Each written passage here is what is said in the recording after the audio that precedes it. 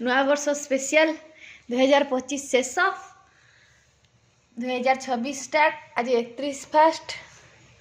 आज ये mutton mutton एटा को पीस कहती आपको कौन मु पीस किसी जानी ना कौन चाम पीस मटन चाम पीस मटन कषा ए भात आ पापड़ आ कंचा लंका प्याज ये आंब आचार टे रखीचु से रही आमर आहरी मटन झोल।